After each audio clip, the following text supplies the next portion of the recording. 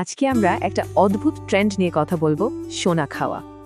আজকাল তো মিষ্টি থেকে শুরু করে কেকেও সোনার পাত দেখা যায়, কিন্তু এটা খাওয়া কি ঠিক?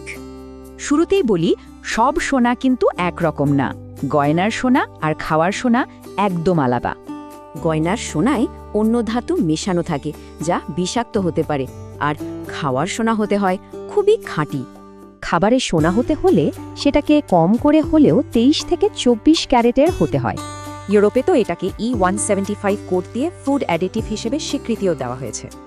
আচ্ছা, এই খাঁটি সোনাটা আমাদের শরীরে ঢুকে ঠিক কি করে চলুন দেখা যাক। মানে সোনা হলো একটা নিষ্ক্রিয় ধাতু, তাই পেটের অ্যাসিডে এটা ভাঙেও না, বিক্রিয়াও করে না। মানে এটা সোজা আমাদের হজম ব্যবস্থার মধ্যে দিয়ে যায়, কিন্তু রক্তে একদমই মেশে না। সোজা বাংলায়, যেদিক দিয়ে ঢোকে সেদিক দিয়ে প্রায় একই অবস্থায় বেরিয়ে যায়। কিন্তু বিজ্ঞানীরা কি বলছেন এর নিরাপত্তা নিয়ে, সেটাও তো জানতে হবে।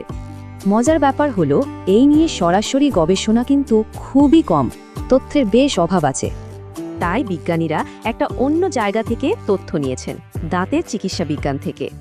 যাদের দাঁতে সোনার ফিলিং আছে তাদের ওপর গবেষণা বলছে এর তেমন কোনো খারাপ প্রভাব নেই। একমাত্র ঝুঁকি হলো অ্যালার্জি। কারো কারো স্কিনে র্যাশ হতে পারে, তবে সেটা খুবই কম। তাহলে শেষ কথা কি দাঁড়ালো, সোনা কি খাওয়া উচিত? দেখুন, এটা বিষ নয়, কিন্তু এর কোনো পুষ্টিগুণ, স্বাদ বা গন্ধ কিচ্ছু নেই। বিশেষজ্ঞরা বলছেন বিশেষ কোনো অনুষ্ঠানে শখ করে একবার খেতেই পারেন, কিন্তু নিয়মিত একদমই নয়। তাহলে ভাবার বিষয় হলো, যদি স্বাদ বা পুষ্টি নাই থাকে, তাহলে এটা কি শুধুই লোক দেখানো?